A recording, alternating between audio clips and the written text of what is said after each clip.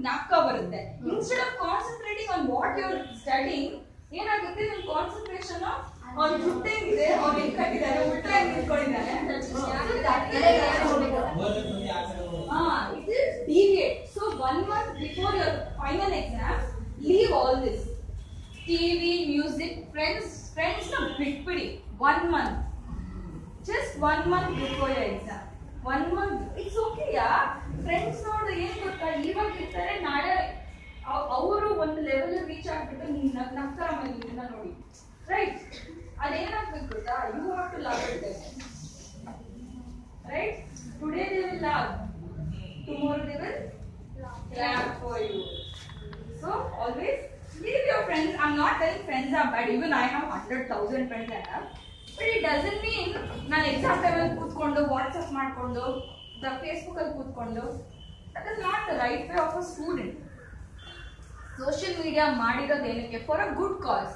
ನಾವೇನ್ ಮಾಡ್ತೀವಿ, time waste ಮಾಡ್ತೀವಿ. ಟೈಮ್ ಆಕ್ಚುಲಿ ಸೋಷಿಯಲ್ ಮೀಡಿಯಾ ನಮ್ಮನ್ನ ಯೂಸ್ ಮಾಡ್ಕೋತಾ ಇದೆ ಅಲ್ವಾ?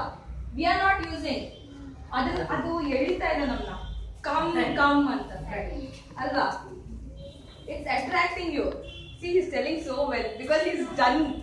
ಅಲ್ಲ ನಿಂಗೆ ಆಗುತ್ತಾ, ಹಂಗೆ ಅಟ್ರಾಕ್ಟ್ ಆಗುತ್ತಾ?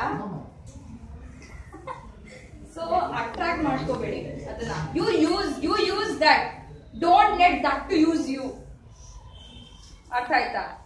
So always